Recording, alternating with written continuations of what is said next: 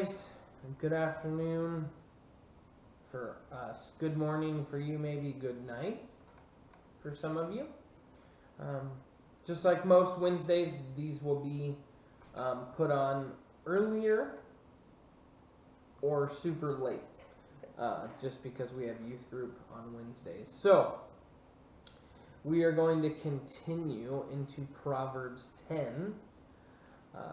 And so I'm going to start, which seems kind of like normal. I start and then Amanda goes. But let's carry on. I'm reading the NIV version, so follow along.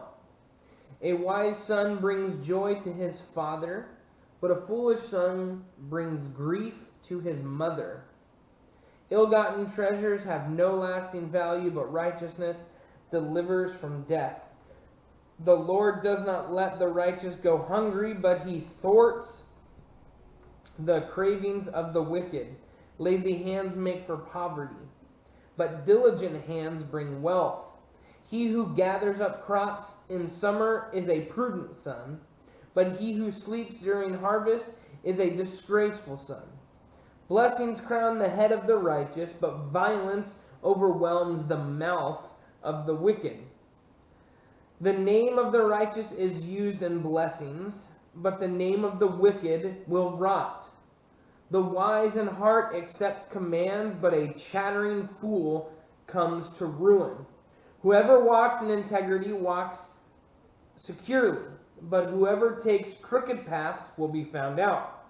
Whoever winks maliciously causes grief, and a chattering fool comes to ruin.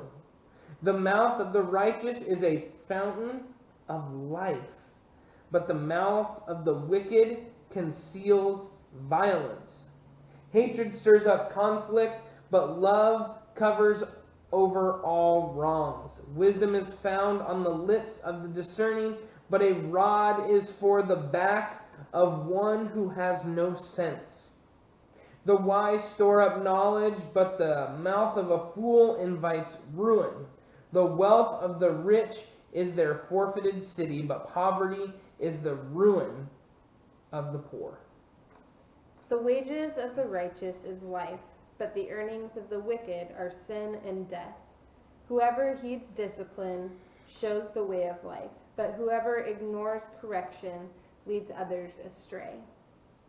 Whoever conceals hatred with lying lips and spreads slander is a fool. Sin is not ended by multiplying words, but the prudent hold their tongues. The tongue of the righteous is choice silver, but the heart of the wicked is of little value. The lips of the righteous nourish many, but fools die for lack of sense. The blessing of the Lord brings wealth, without painful toil for it. A fool finds pleasure in wicked schemes, but a person of understanding delights in wisdom. What the wicked dread will overtake them. What the righteous desire will be granted.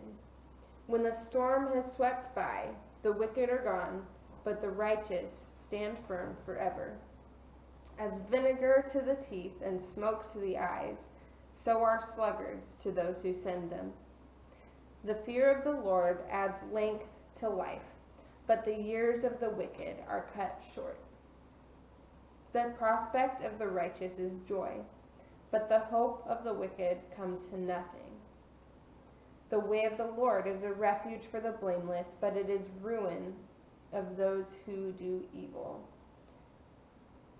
The righteous will never be uprooted, but the wicked will not remain in the land. From the mouth of the righteous comes the fruit of wisdom, but a perverse tongue will be silenced. The lips of the righteous know what finds favor, but the mouth of the wicked only what is perverse. So we're starting to get into what I would consider the meat of Proverbs. We're starting to get on to this part, and Solomon is kind of starting to steer away from the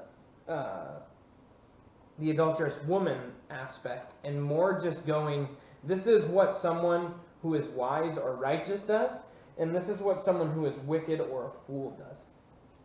And so we're starting to really get into the meat of Proverbs.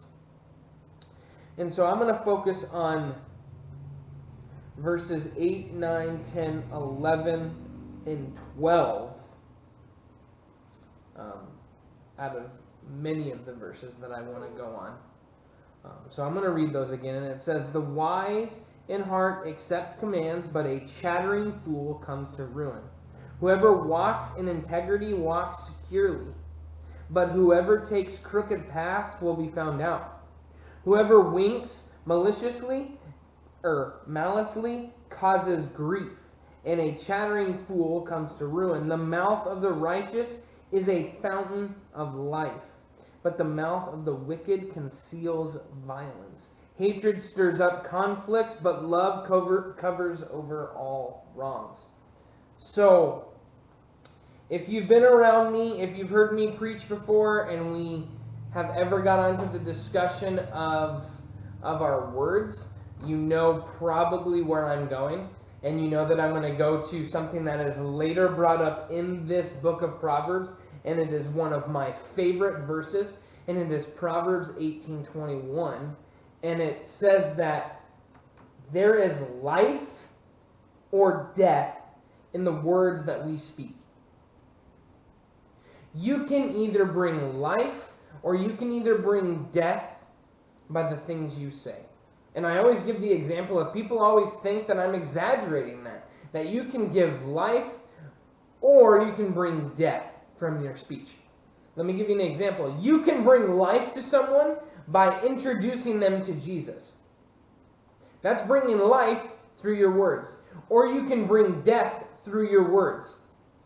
Meaning that someone could commit suicide because of the awful things you say to them. That's the harsh reality of what this world has come to.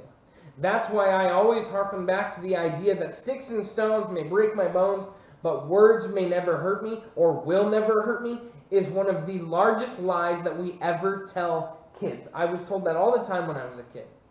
Obviously, sticks and stones can break your bones and kill you, but words can penetrate just as deep, if not deeper, than sticks and stones. Words will penetrate. Because of hatred, because of violence, because of the mouth. That's a pretty great responsibility. One of my favorite quotes that is not biblical is, it's found in Spider-Man, right? With great responsibility, or with great, can Amanda finish it? Power. There you go. With great power comes great responsibility.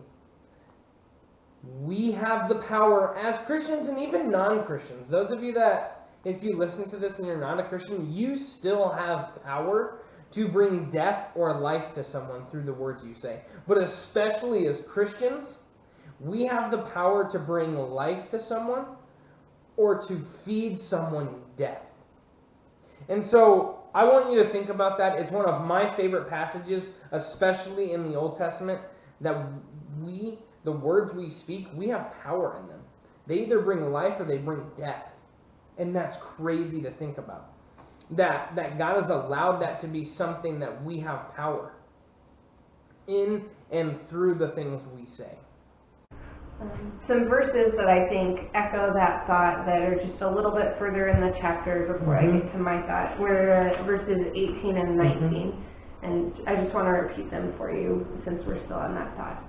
"Whoever conceals hatred with lying lips and spreads slander is a fool. Sin is not ended by multiplying words, but the prudent hold their tongues." Just let that sink in with you for a minute. We're going to skip on down to verse 28 really quick, and I'm just going to read that for you. "The prospect of the righteous is joy, but the hopes of the wicked come to nothing." A lot of people in this world are seeking out happiness. A lot of the sin issues that happen are because people are seeking happiness in the wrong places. joy is even greater than happiness because it's something that you can have in your heart even when life gets a little bit crazy and when times can get you down, when the death of a family member happens, or you just get some news that you're not excited about, you can still have joy. And that's not really the same with happiness. Joy is something even greater. And so if you guys are looking for happiness, I would suggest that you look for joy instead. And this right here shows how we can get joy. The prospect of the righteous is joy. So if we are living a righteous life, doing things the right way in the eyes of the Lord, we are going to experience joy even when times get hard. But the hopes of the wicked come to nothing. So I hope that you guys are pursuing a righteous life. I hope that you guys want joy the same way I want joy. It definitely makes a huge, huge difference when times get hard. If you're living a righteous life and able to have joy, then you can be a great witness for God during those hard times. You can share His name and use those times for good even more if you're living a righteous life and doing your best to just be with God constantly and do His will. So that is what I wanted to say today. I hope you guys are enjoying Proverbs with us. Yeah, make sure that, obviously, I don't know when you watch this, if it's years from now, if it's hours from now, or whatever it may be, with what we're going through as a nation right now, there's no need for wickedness. There's no need for giving people no hope. We should be generous with our joy when we give it to others, in the sense of when we encounter hardships, when we encounter hard times, our joy should be what flows through. Another analogy that, if you've spent a lot of time around me, I use, and that is that a glass can only spill what it contains. And so right now with what is happening in this world, I would consider that us as Christians especially, we are being spilled over. We're being tipped over. The cup is being tipped over. Now what flows from that is what is in us. So if joy and hope and love, and on a sidetrack real quick, just because you have hope, joy, and love does not mean that you don't have convictions. Does not mean that you don't stand for things that may be difficult to stand for. But what I'm saying is that your love, your joy, and your hope surpasses all of that. So when you are tipped over this week, when you are tipped over today, what are you going to spill out and get all over the place? Is it going to be something that you hope doesn't come out, kind of like the concept of when you squeeze a tube of toothpaste, it's really hard to get all of that toothpaste back in there. So what you say, what you do is out there.